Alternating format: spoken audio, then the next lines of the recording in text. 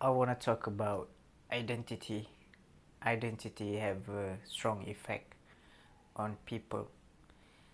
If you look at the person who do a lot of drugs, who have a really serious crime, when you look at them, they have a limited identity, really small identity. So when you have a limited identity, you tend to doing this kind of unmoral things.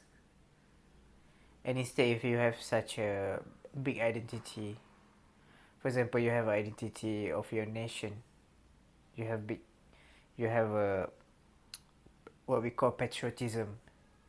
You feel like you can die for the country, to fight for your country, because you have this big identity.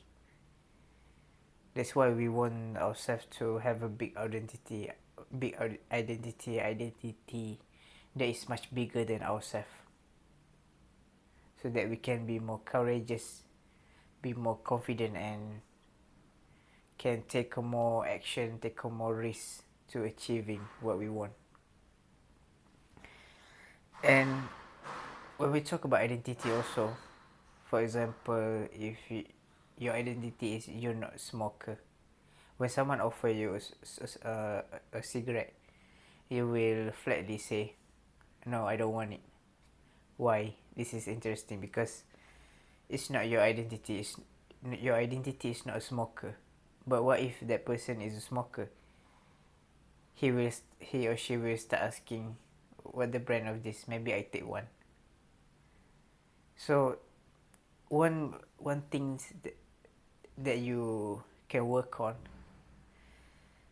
for you to change from what you want to the vision that you want, you have to embody the identity that can help you with that. Identity as a healthy person. Identity may be the position of your job. Even if you not achieve that position yet, you can imagine yourself already achieving that, just to get the sense of identity from it, and you're slowly working on it.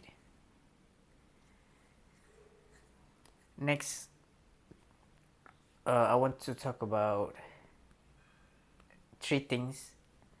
These three things that you can do to change yourself from depressed state to more motivated to more goal driven. First of all, it's your physiology, your physical.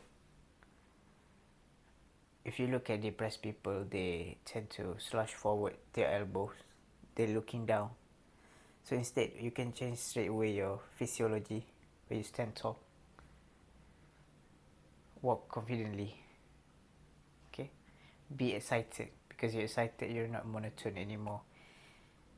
You will express your thoughts bravely with courage. And then what you can change is what you focus on. Some people, they focus too much on themselves, so it's kind of hard to improve actually. But if you focus on the outside, you focus on contribution, you want to contribute to other people, you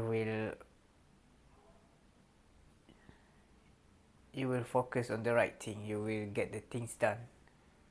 And the third one is the language, what we put meaning to things, what the things that we keep repeating, that becomes our affirmation, and this affirmation will affect us, if not consciously, is subconsciously. And then you will get things that you, the language that you use. For example, if you say you are depressed, you keep repeating this over time, even if you're not, you will be depressed. Also be careful even when you try to joking around that saying you are broke, something like that, but you're actually not, you're just joking. But if you do it over time, your brain will find a way to just get that to be broke. So that's how powerful our brain is. So make sure we use it correctly. Thanks.